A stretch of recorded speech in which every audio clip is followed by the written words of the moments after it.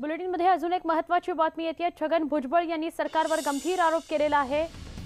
मी जेलमध्ये असताना म्हणजेच मी कारागृहामध्ये असताना माझ्यावर उपचार केले जात नव्हते, मी आजारी होतो तेव्हा माझ्यावर उपचार केले जात नव्हते असं भुजबळ यांनी म्हटलेलं आहे। पवारांनी जर पत्र लिहिलं नसतं तर मी जिवंतच राहिलो नसतो असं भुजबळ म्हणतात।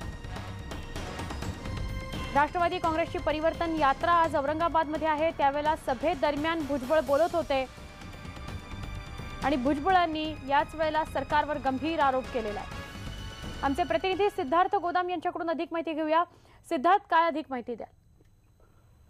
ज्यावेळेस भुजबळ जेलमध्ये होते त्यावेळेस त्यांना 102 डिग्री ताप होता आणि 1.25 महिने ताप होता। त्यांचा ताप कमी होत नव्हता आणि जेल प्रशासनाच्या वतीने जे काही उपचार केले जात होते ते काही व्यवस्थित होत नव्हते आणि बाहेरचेही उपचार मिळू दिले गेले नाही अशा पद्धतीचा गंभीर आरोप जो आहे छगन भुजबळ यांनी केलेला आहे। मात्र त्यामध्ये त्यांनी आणखी एक वक्तव्य केलेलं आहे की सरकारने मला उपचार मुद्दाम मिळू दिले नाही का, हा हलगर्जीपणा आहे, हे सरकारलाच माहित आहे।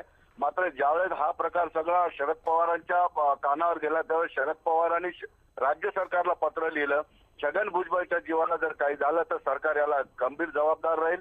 त्यानंतर मात्र छगन भुजबळांना बाहेरचे उपचार मिळू दिले आणि छगन भुजबळांच्या बाबतीत शरद पवारांनी जर पत्र लिहिलं नसतं तर छगन भुजबळ आज तुमच्या समोर जिवंत राहिला नसता अशा पद्धतीचं वक्तव्य छगन भुजबळांनी केलंय। नक्कीच सिद्धार्थ, धन्यवाद ही माहिती दिल्याबद्दल।